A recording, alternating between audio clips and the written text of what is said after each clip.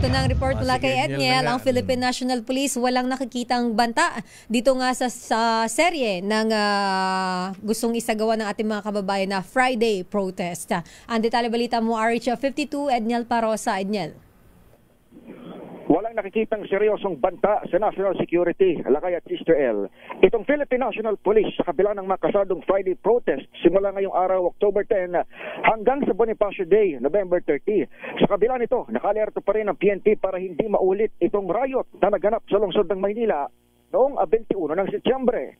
Inatasan ni Acting PNP Chief Police Lieutenant General Jose Melencio Nartates Jr.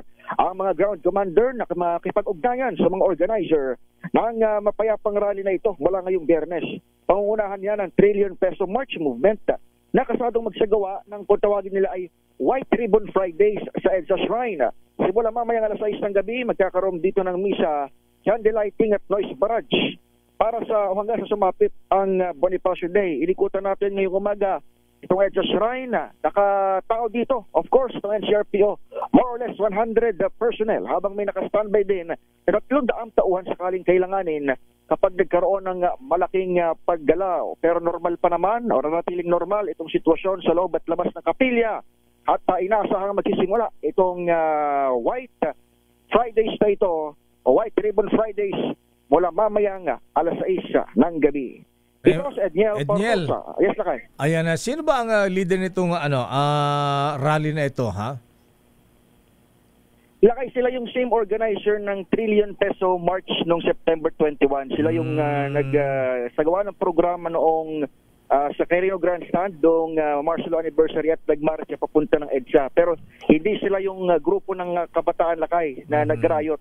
Iba naman yun. Yan yung pinasasabi na naman ng CIDG. At sa ngayon, ongoing pa investigasyon kung sino talaga yung nagpasimuro ng gulo. Pero itong White Ribbon Fridays, ito Lakay, halo ito, yung trillion peso march movement. Kasama dyan si Kiko D na nating na-interview rin, o Aquino D, at grupong Akbayan, Lakay. Na Aquino D, anak ito ni, yung kapatid ni dating Pangulong Noynoy?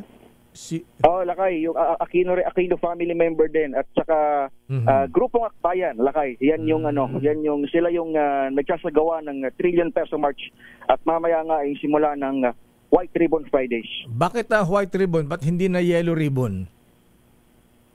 Ay hindi lang natin batid, Lakay, pero kung maalala mo sa mga nagdaang interview ng organizer, sinasabi nga ayaw na nilang babahiran ng same political nature yung parehong mga protesta.